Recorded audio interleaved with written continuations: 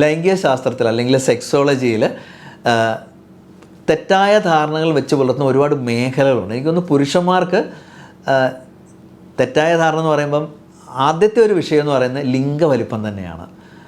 ലിംഗത്തിന് നീളം കുറവാണ്, വണ്ണം കുറവാണ്, വലിപ്പം കുറവാണ് എന്ന് പറയുന്ന അങ്ങനെ ചിന്തിക്കുന്ന ഒരുപാട് പേരുണ്ട്. ഓക്കെ, അപ്പം എന്താണ് ലിംഗവലിപ്പവും ഈ ലൈംഗിക ബന്ധവും തമ്മിലുള്ള ബന്ധവും നമുക്ക് വെറുതെ ഒന്ന് ചിന്തിക്കാം. ആക്ച്വലി സാധാരണ ഒരു ലൈംഗിക ബന്ധത്തിന് ഒരു 2-2.5 ഇഞ്ച് വലിപ്പമുള്ള ലിംഗം മാത്രമേ ആവശ്യമുള്ളൂ. കാരണം സാധാരണഗതിയിൽ ഒരു സ്ത്രീയുടെ യോനി ഭാഗത്ത് സംവേദനക്ഷമത അല്ലെങ്കിൽ സെൻസേഷൻ അത്രയും ഏറിയാൽ മാത്രമേ ഉള്ളൂ. ഒരു 2-2.5 ഇഞ്ച് മാത്രമേ കിട്ടുന്നുള്ളൂ. പിന്നെ എത്ര വലിപ്പം ഉണ്ടായിട്ടും വലിയ കാര്യമൊന്നുമില്ല. അപ്പം നമ്മൾ ചിന്തിക്കേണ്ട ഒരു വിഷയം, ലിംഗവലിപ്പത്തെക്കുറിച്ച് വല്ലാതെ ആദി പിടിച്ച് ടെൻഷൻ അടിച്ച് നെട്ടോട്ടം ഓടേണ്ട കാര്യമില്ല. ഏറ്റവും കൂടുതൽ തട്ടിപ്പ് നടക്കുന്നൊരു മേഖലയും കൂടിയാണത്. കാരണം ലിംഗവലിപ്പം എന്ന് പറയുന്ന ഒരു തെറ്റായൊരു ധാരണ നമ്മുടെ മനസ്സിലുണ്ടെങ്കിൽ അതിനെ പ്രോത്സാഹിപ്പിക്കുന്നവരും ചിലപ്പോൾ ഉണ്ടാവാം. അപ്പം അത്തരം വഴികളിലേക്ക് പോയി വെറുതെ നമ്മൾ സമയവും പണവും കളയാതിരിക്കുക. നമ്മുടെ മനസ്സിനാണ് വലിപ്പം വേണ്ടത്, അല്ലേ? സെക്സ് എന്ന് പറയുന്നത് നമ്മുടെ മനസ്സിൽ നിന്നാണ് ഉത്ഭവിക്കുന്നത്, അതിൻ്റെ തുടക്കം, അല്ലേ?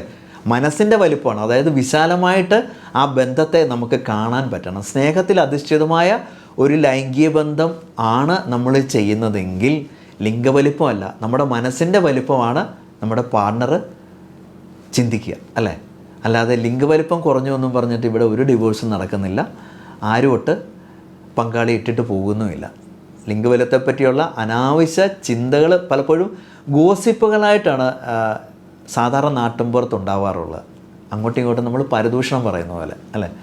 അപ്പം അത്തരം ചർച്ചകൾ വളർന്ന് വന്നിട്ട് അതൊരു യഥാർത്ഥ വസ്തുതയാണെന്ന് ചിന്തിച്ചു കൂട്ടുന്നതാണ് ഏറ്റവും വലിയ പ്രശ്നം. അപ്പം നമ്മുടെ വ്യക്തിത്വം കുറച്ചുകൂടെ വികസിപ്പിക്കാൻ ശ്രമിക്കുക, നമ്മുടെ കാഴ്ചപ്പാട് കുറച്ചുകൂടെ വികസിപ്പിക്കാൻ ശ്രമിക്കുക.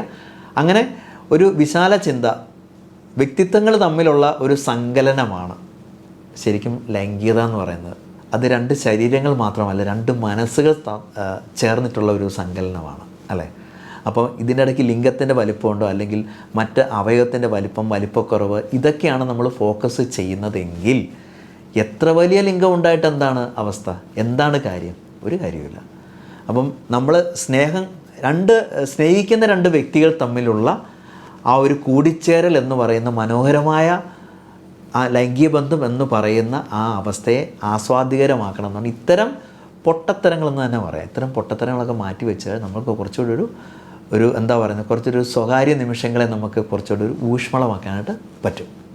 ഓക്കെ, അപ്പോൾ നമുക്ക് വേറൊരു വിഷയമായിട്ട് നമുക്ക് വീണ്ടും കണ്ടുമുട്ടാം. നന്ദി, നമസ്കാരം.